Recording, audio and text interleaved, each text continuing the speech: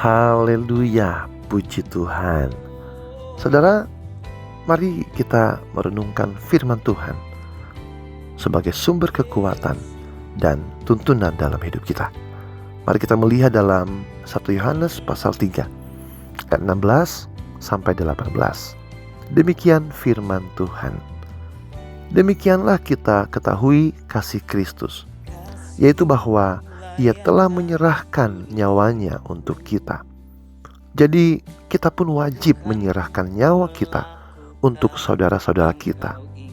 Barang siapa mempunyai harta duniawi dan melihat saudaranya menderita kekurangan, tetapi menutup pintu hatinya terhadap saudaranya itu, bagaimanakah kasih Allah dapat tetap di dalam dirinya? Anak-anakku, marilah kita mengasihi bukan dengan perkataan atau dengan lidah, tetapi dengan perbuatan dan dalam kebenaran. Bapak Saudara, kasih sejati tidak cukup hanya dengan kata-kata.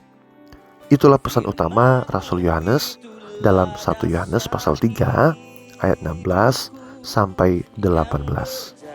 Kasih harus selalu terwujud dalam perbuatan. Mengapa saudara? Karena perbuatanlah yang membuat kasih menjadi nyata, bisa dirasakan, dan menjadi berkat bagi orang lain. Kasih yang konkret adalah kasih yang sejati. Nah, saudara, firman Tuhan menyajikan teladan sempurna tentang kasih yang konkret melalui Kristus. Ayat 16 dengan jelas menyatakan, demikianlah kita ketahui kasih Kristus, yaitu bahwa Ia telah menyerahkan nyawanya untuk kita. Bayangkan saudara, jika Allah hanya mengatakan, aku mengasihi engkau, akankah itu cukup? Tentu tidak. Kasih hanya dalam perkataan tanpa tindakan nyata tidak akan pernah memadai. Namun saudara, Kristus tidak berhenti pada kata-kata. Ia menyerahkan nyawanya. Nah, ini adalah tindakan luar biasa, perbuatan konkret yang menebus dosa-dosa kita. Kematiannya di kayu salib adalah bukti otentik dari kasih Allah. Dan dari pengorbanan inilah kita benar-benar memahami bahwa Allah mengasihi kita secara nyata dengan memberikan yang terbaik dari dirinya, yaitu nyawanya sendiri. Bapak saudara, sebagai pengikut Kristus, kita dipanggil untuk meneladani kasih-Nya. Salah satu teladan paling gamblang adalah mengasihi dengan perbuatan, dengan memberikan yang terbaik.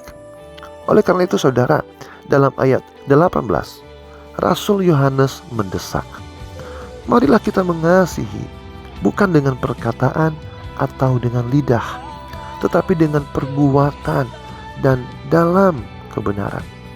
Kasih tidak cukup hanya berdiam di dalam hati atau sebatas diucapkan. Kasih baru akan memberikan manfaat dan berkat nyata jika diwujudkan dalam tindakan.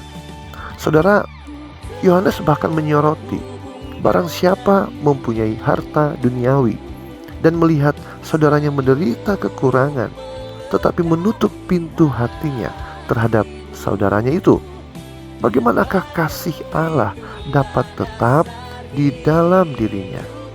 Orang seperti itu tegasnya tidak memiliki kasih yang konkret.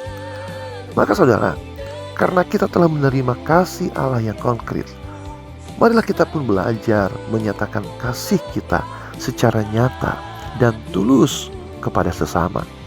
Hanya dengan cara inilah kita dapat meneladani Yesus Kristus. Semoga teladan Kristus ini senantiasa menggerakkan kita untuk mengasihi orang lain dengan perbuatan, mengasihi Allah melalui tindakan nyata, dan melayani dengan kasih dalam setiap aspek kehidupan kita. Kiranya Tuhan senantiasa menolong kita semuanya. Tuhan Yesus memberkati. Shalom.